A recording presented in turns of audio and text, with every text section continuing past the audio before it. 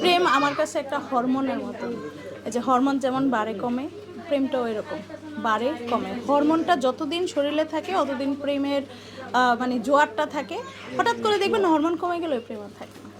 আমি বললাম না আমার অনেক আগে বিয়ে হয়েছে, সো এগুলা নিয়ে আমাদের তখন চিন্তা করারও মতন কিছু ছিল। সময় কখন থাকবে? আমার বিয়ে হয়েছে 2005-এ, তখন কি আর এত আজকালকার যুগের মতন এমন ছিল?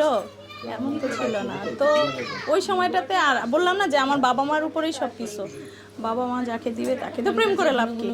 আমি দুই একবার বুঝাইছি, বোঝানোর চেষ্টা করছিলাম, কিন্তু হয় কি কথা বললে কথা বাড়ে বেশি, এই কারণে আমি ওইটাও ইগনোর করি। প্রথম একটু ভালো লাগতো, এখন বিরক্ত লাগে। হ্যাঁ, সে সব জানে।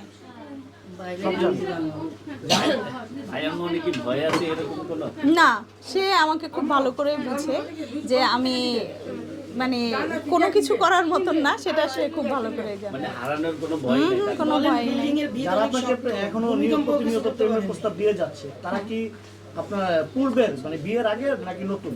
না, আমার বিয়ে অনেক বছর হয়ে গেছে, তখন আমি ছোট ছিলাম, ঠিক আছে? এখন নতুন এরা।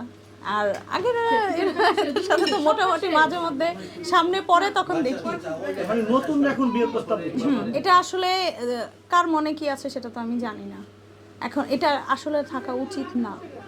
যদি আমি এমন হতো যে আমার হাজব্যান্ড নাই বা আমার ডিভোর্স হয়েছে, আল্লাহ না করুক, তাহলে একটা জিনিস, যেখানে আমি ভবিষ্যৎ মানে বর্তমানে একটা জায়গায় আছি, ওনারা যদি এটা করে তাহলে আমি বলবো ওনাদের মানসিক সমস্যা আছে।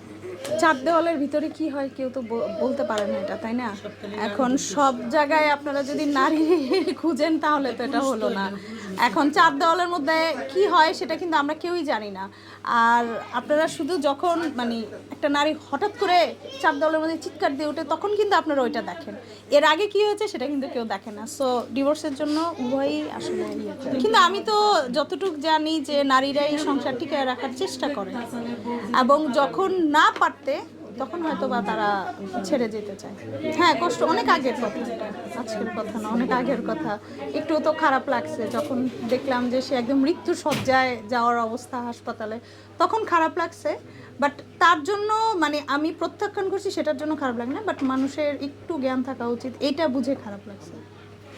এক সময় একটু ভালো লাগতো, এখন আমার কাছে বিরক্ত লাগে, ভালো লাগে না। সংখ্যাটা যদি বলো, মানে বিরক্তের সংখ্যা কি তিতা না তিতার মতো?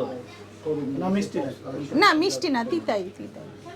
অনেক মেজাজ খারাপ হয়ে যায়। কলেজ লাইফ থেকে শুরু করে আজ অবধি এমন কেউ আপনাকে ভালোবাসার অফার করেছিল যে আপনার জন্য সে কষ্ট পেয়েছে বা অনেক ক্ষতির মধ্যে রয়েছে, আপনি সেটা এখনো আপনি নীরবে কান্না করেন? না, আমি নীরবে কান্না করি না, কখনো না, এটা কোনোদিনই না। আমি নীরবে কখনোই কান্না করি না। বিশ্বাস করেন, আপনি তো এখনো কাঁদতেছেন। আল্লাহ, আমি কখন কান্না? কখনোই না, আমি নীরবে কান্না করি না। তার মানে আপনি কখনো প্রেম করেনই না? না, প্রেমের সময়টা ছিল আমাদের, ছিল না? আপা মা হয়েছেন? হ্যাঁ, আমার 3টা মেয়ে আছে, মাশাআল্লাহ।